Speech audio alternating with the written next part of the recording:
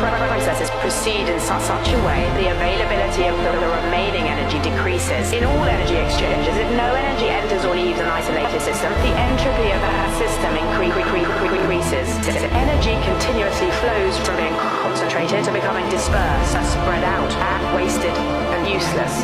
New energy cannot be created, and high-grade energy is being destroyed. An economy based on endless growth is unsustainable.